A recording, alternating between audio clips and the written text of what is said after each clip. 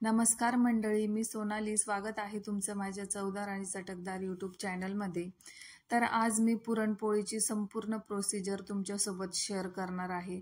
अगदी कणिक मळण्यापासून तर डाळ शिजवण्यापर्यंतची पद्धत आज तुम्हाला दाखवणार आहे. अगदी अशीच नरम आणि मऊ लुसलुशीत पुरणपोळी बनून तुमची ही तयार होईल. तुम्ही ही पद्धत नक्की वापरा आणि संपूर्ण व्हिडिओ न स्किप करता बघा. तर त्यासाठी अर्धा किलो चना डाळ मी स्वच्छ धुवून कुकरमध्ये 4 ते 5 ग्लास पाणी टाकून त्याच्या 4 ते 5 शिट्ट्या करून घेतल्या डाळीच्या. त्यानंतर एक साडीचा बारीक कपडा घेतला, त्यावर कढई पालथी मारून व्यवस्थित कपड्याच्या गाठी पॅक मारून घ्यायच्या आहे.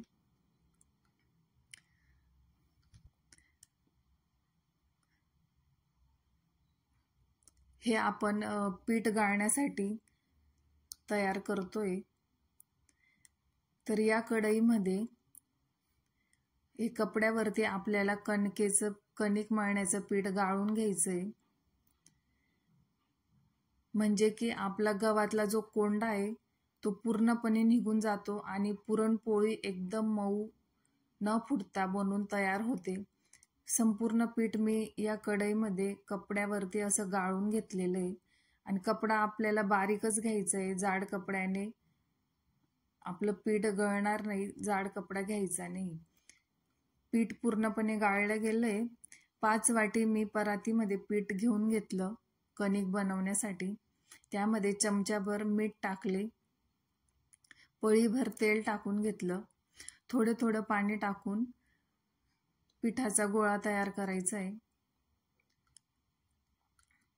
त्यानंतर थोडं थोडं पाणी टाकून कणिक व्यवस्थित याच पद्धतीने मळून घ्यायची. 2 ते 3 मिनिटं कणिक अशीच रगडत राहायची. त्यानंतर त्यावर थोडे पाणी आणि तेल लावून 2 ते 3 मिनिटं कणिक मुरण्यासाठी बाजूला ठेवून द्यायची. डाळ शिजली की नाही चेक करून घ्यायची. डाळ शिजून गेली. डाळीतलं सर्व पाणी गाळणीमध्ये निथरत ठेवायचं. पाणी व्यवस्थित निथरलं की एका भांड्यामध्ये डाळ टाकून त्यामध्ये 2 वाटी गूळ टाकून घेतला. त्यामध्ये वेलची पूड टाकायची. गॅसवर हे मिश्रण व्यवस्थित गरम करून घ्यायचं. गूळ पूर्ण वितळून गेलाय. हे सर्व पाणी आटसतोपर्यंत आपल्याला गॅसवर तसंच कालत राहायचंय, जेणेकरून पुरण खाली चिटकणार नाही.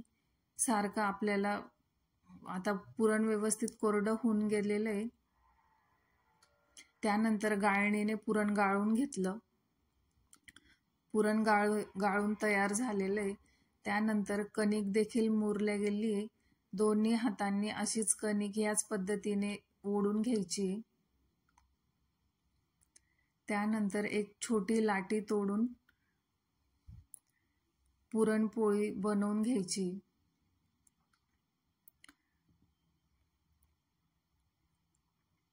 अगदी याच पद्धतीने पुरणपोळी तुम्हाला बनवून घ्यायची.